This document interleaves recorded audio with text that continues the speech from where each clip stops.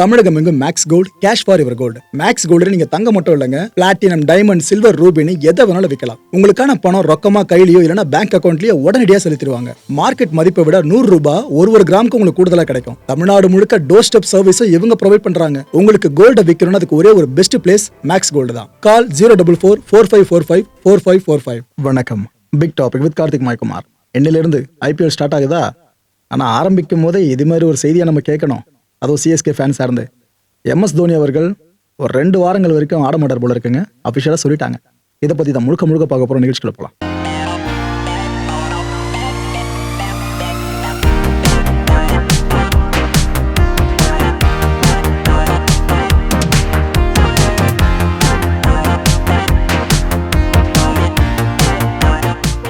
இன்னைக்கு ஆரம்பிக்கிற IPL திருவிழா வர மே மாதம் 31ஆம் தேதி வரைக்கும் பெருசாக களை கட்ட போகுது.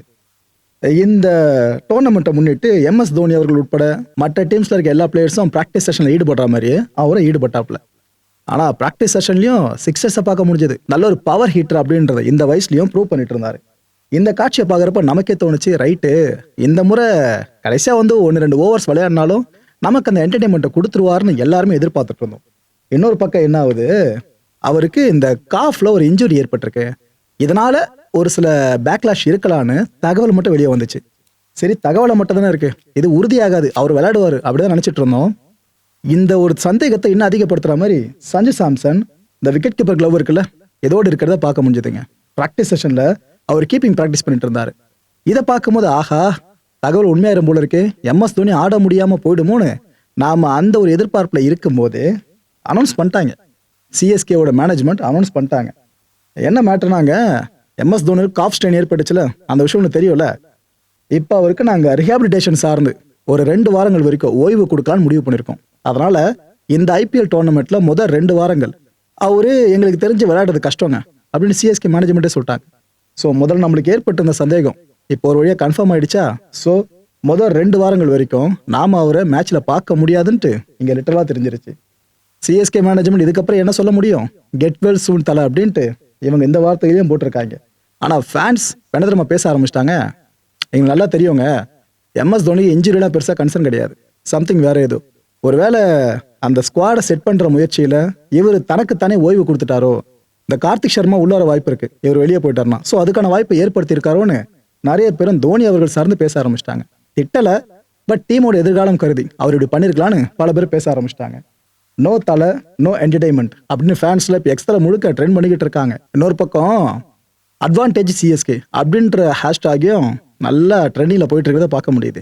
அதாவது இவர் இல்லாதது டீமுக்கு ஒரு அட்வான்டேஜாக இருக்கும், ஒரு பேட்டருக்கு வாய்ப்பு கிடைக்கும்ன்ற மாதிரி பேச ஆரம்பிச்சிருக்காங்க. நமக்கே கொஞ்சம் கஷ்டமாக தான் இருக்கும். ஆனால் டீமோட எதிர்காலம் கருதி சில முடிவுகள் எடுக்கப்பட்டே ஆகணும். லைஃப் லாங் விளையாட்டே இருக்கவும் முடியாதுல்ல. ஸோ அது சார்ந்து எல்லாரும் மனசை சாந்திப்படுத்திங்க, அதான் நல்லதுன்னு நினைக்கிறேன். சில தோனியோட ஃபேன்ஸ்லாம் கதறி அழாத குறை தான், அந்த அளவுக்கு பதிவுகள் மேலே பதிவுகளை போட்டுக்கிட்டு இருக்காங்க. ஹேட்டர்ஸ் எல்லாருக்கும் இருப்பாங்களே, இவருக்கு இருக்கா மாதிரியே அவங்க ஒரு பக்கம் வந்து, ஏப்பா உங்க டீம் நல்லதாமா பண்ணியிருக்காரு, ஃப்ரீயா விடுங்க, அது இதுன்னு பேச ஆரம்பிச்சிருக்காங்க. இப்போ இந்த விஷயமே சோஷியல் மீடியா முழுக்க ஒரு டிபேட்டா போயிட்டு இருக்கு. அவர் இருக்கிறது பெஸ்ட்டா இல்லாமல் இருக்கிறது பெஸ்ட்டான்னு சொல்லிட்டு. வர்ற திங்கக்கிழமை CSK vs RR மேட்ச் கவுஹாத்தியில் நடக்க போகுது. CSK இந்த டோர்னமெண்ட்ல ஃபர்ஸ்ட் மேட்சை RRக்கு எதிராக களமிறங்க போறாங்க. பாருங்க எப்படி டிசைன் பண்ணியிருக்காங்க ஸ்கிரிப்டா அப்படின்ட்டு. CSKல இருந்து போனவர் தான் ஜடேஜா, RRல இருந்து நமக்கு வந்தவர் தான் நம்ம சஞ்சு சாம்சன். ஸோ இந்த ஒரு கிளாஷ் இருக்குல்ல, ரசிகர்கள் கிளாஷ், இங்கேருந்து போனவங்க அங்கேருந்து வந்தவங்கன்னு சொல்லிட்டு இதை கரெக்டாக அந்த பல்ஸை பிடிச்சி ஃபர்ஸ்ட் மேட்ச் எப்படி ஃபிக்ஸ் பண்ணி வச்சிருக்காங்க பார்த்தீங்களா. ஓகே, ஒரு நியூ ஏரா CSKல ஆரம்பிச்சிருக்கிறது இப்போ லிட்டரலாக தெரியுது. ரெய்னா கிடையாது, ஏற்கனவே ஜட்டு கிடையவே கிடையாது. MS தோனி இப்போ முதல் 2 வாரங்களுக்கு இல்லைன்ற மாதிரி சொல்கிறாங்களா. முதல் 2 வாரங்கள் வரைக்கும்னா ஓகே, அதுக்கப்புறம்னாக்கா என்னவோ ரிட்டைர்மெண்ட் சார்னா எல்லாம் பேசுகிற மாதிரி ஆகிடும். இப்போ இந்த டீமை பாருங்க, Sanju as wicket keeper, captain Ruturaj, Ayush Mhatre, Urvil and Sarfaraz, Brevis, Dube, Kartik Sharma, Prashant Veer and Jamie Overton. CSK சார்ந்து டேடி டீம்னு பல பேர் கண்டல் பண்ணிட்டு இருந்தாங்க. ஆனால் இருக்கிறதுல யங் டீமா இப்போ இந்த அளவுக்கு பரிணமிக்க ஆரம்பிச்சிருக்கு. யோகராஜ் சிங், இவர் பொதுவாக எந்த அளவுக்கு தோனி சார்ந்து பேசுவார்னு உங்களுக்கு தெரியும். இப்போ எந்த அளவுக்கு பேசியிருக்காருன்றதான் ஹைலைட்டு. முன்னாள் இந்திய கிரிக்கெட் வீரருங்க இவர். அதுவும் இல்லாமல் யோகராஜ் என்ன சொல்றாரு, தோனி இன்னும் 10 வருஷம் கூட ஆடலான்னு சொல்றாரு. தோனி 100 வருஷம் ஆனாலும் பார்க்கறதுக்கு ஆட்கள் இங்கே இருக்காங்க, கூட்டம் பெருசாக இருக்குது, IPLன்ற அந்த பிராண்ட் இருக்குல்ல, அதை அடுத்த லெவலுக்கு கொண்டு போகிறதுக்கும் ரெடியாக இருப்பாங்க. ஆனால் அவர் உடம்பு ஒத்துழைக்கணும், நமக்கு ஒத்துழைக்க வேண்டியவங்க ஒத்துழைக்கணும், புரிஞ்சிருக்குன்னு நினைக்கிறேன். ஸோ 10 வருஷம் கூட விளையாடலாம். ஏன்னா இன்னொரு ஃபிட்டாக தான் இருக்காரு. அவர் தொடர்ந்து ஒவ்வொரு ஐபிஎல் டோர்னமெண்ட்டுக்கு முன்னாடியும் தன்னோட ஃபிட்னஸை ப்ரூவ் பண்ணிக்கிட்டு இருக்காரு. அப்பேற்பட்ட பிளேயர் சீக்கிரமா ரிட்டையர் ஆகணும்னு யாருக்கும் பேச உரிமை கிடையாதுன்றாருங்க. அவர் ரிட்டையர்மெண்ட்டை அவர் முடிவு பண்ணிட்டோம், மற்றவங்க யாரும் பேச வேண்டாம் அதை பற்றி. கிரிக்கெட்டை பொறுத்த வரைக்கும் தோனிக்கு என்னோட சல்யூட் எப்பவுமே இருக்குன்னு சொல்லியிருக்காரு. கிரிக்கெட்டை பொறுத்த வரைக்கும் ரைட்டு. இப்போதைக்கு இந்த ஒரு போஸ்டர் பயங்கர டன்னியில் சுற்றிக்கிட்டு இருக்கு. அதாவது 19 வருஷமா ஐபிஎல் டோர்னமெண்ட் 19 எடிஷன் இல்லையா, 19 வருஷமா கான்ட்ரிபியூட்ஸ் எடுத்துட்டு இருக்க பிளேயர்ஸாக இருந்து இந்த லிஸ்ட்டை விட்டுருக்காங்க.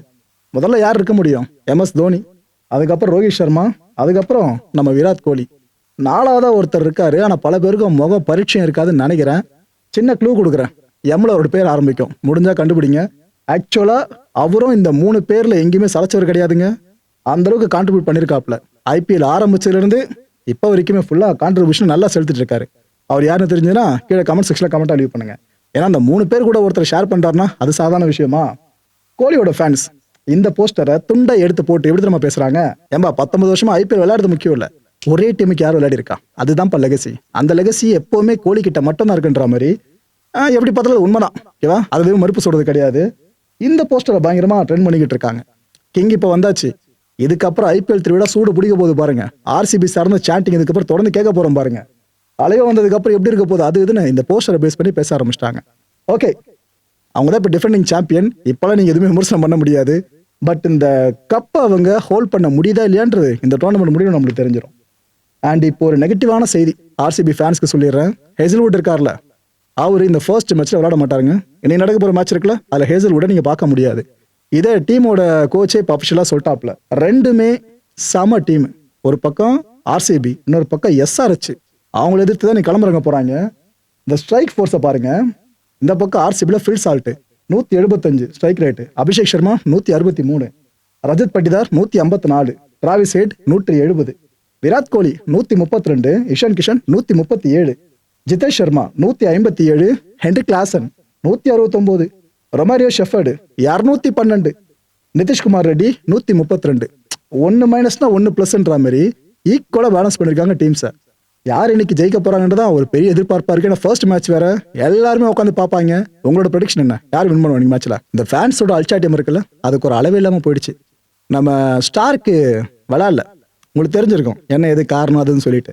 காயம்னு சொன்னாங்க, ஆனால் காயம் தான் காரணமான பல பேர் கேட்க ஆரம்பிச்சிட்டாங்க. இந்த வெயில்லாம் அதிகமாக இருக்கும் இந்த டைம்ல. இதில் போன வாட்டி நிறைய வீரர்கள்லாம் முகம்லாம் செவந்து போய் ஒரு மாதிரி ஆயிட்டாங்களே, அந்த பயத்தில் ஸ்டார்க்கு வரலையோன்ற மாதிரியும் ஐபிஎல்ல புறக்கணிக்கிறாருன்ற மாதிரி பல பேர் பேச ஆரம்பிச்சாங்க. இந்த விஷயம் எப்படி போயிடுச்சுன்னா, ஸ்டார்க்கோட மனைவி இருக்காங்களே அலிசா ஹேலி, அவங்களோட இன்ஸ்டாகிராம் பக்கத்தை கண்டுபிடிச்சு அங்கே போய் அவங்களோட போஸ்ட்டு கீழே கமெண்ட் பண்ண ஆரம்பிச்சிட்டாங்க பல ஃபேன்ஸ். ஏங்க இந்த ஹேசல்வுட் காயம் இல்லையா, அவர் வந்து டீம் கூட ஜாயின் பண்ணிட்டாரு. பேட் கமின்ஸுக்கு காயம் இல்லையா, அவரும் டீம் கூட ஜாயின் பண்ணிட்டாரு. அது என்னங்க, ஸ்டார்க்கு மட்டும் காயம்னு சொல்லிட்டு வரவே மாட்டாப்ல, இந்த டிசி டீம் கூட ஜாயினே பண்ண மாட்டாப்ல, இதெல்லாம் எப்படிங்க அப்படின்னு அவங்க கேட்டிருக்காங்க ஆதங்கமா.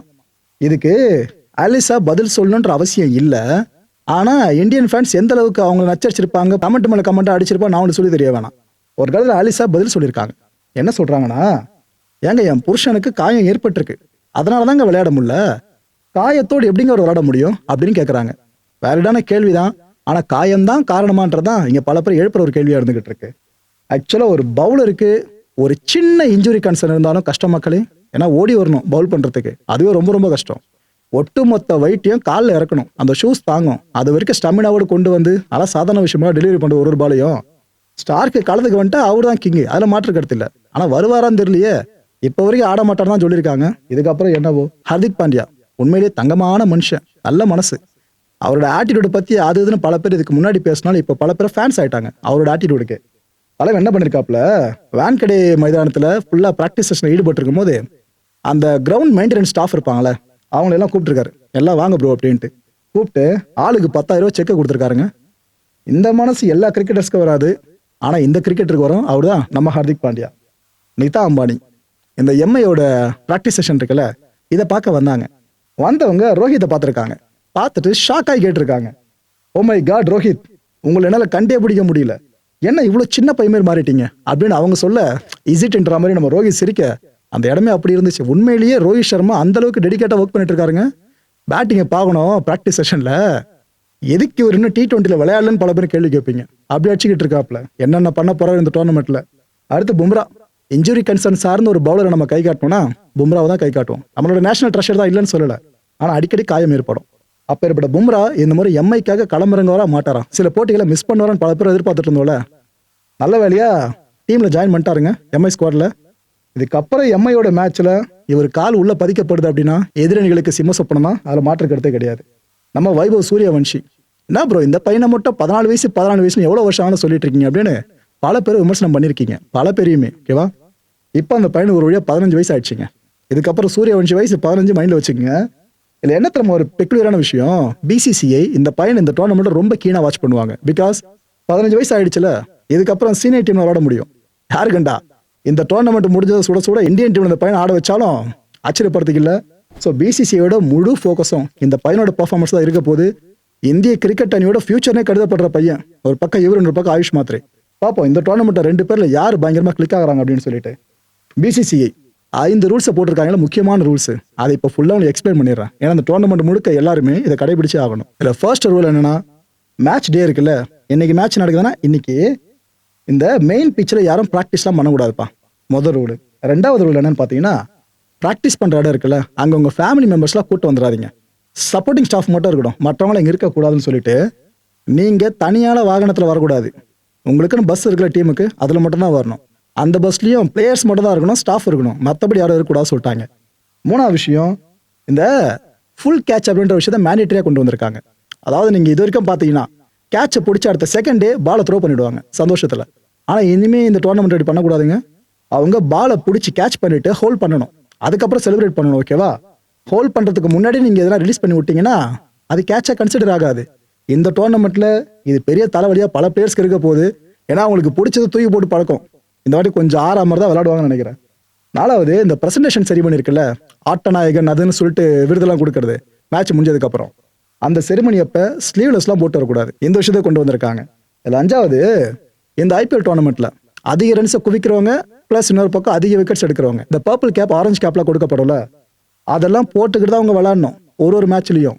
அப்படி விளையாடலைன்னா முதல்ல அவங்கள வான் பண்ணுவாங்க, அதுக்கப்புறம் அபராதம் விதிப்பாங்களாமா. இந்த விஷயத்தெல்லாம் கொண்டு வந்திருக்காங்க. ஸோ இந்த ஐபிஎல் சூடு பிடிக்க ஆரம்பிச்சிருக்கு. இந்த விதிகளை பார்க்கும்போது மக்களை இந்த கான்டென்ட்டை பொறுத்தவரை மனசு ஒரே வீணா இருக்கு. முடிஞ்சா அந்த பதில்களை முடியல, உங்களால் கண்டிப்பாக முடியும். கீழே கமெண்ட் செக்ஷனில் கமெண்ட்டாக லீவ் பண்ணுங்க. நம்ம இஷர் கிஷர் இருக்கார்ல, அவர்கிட்ட ஒரு கேள்வி கேட்டாங்க.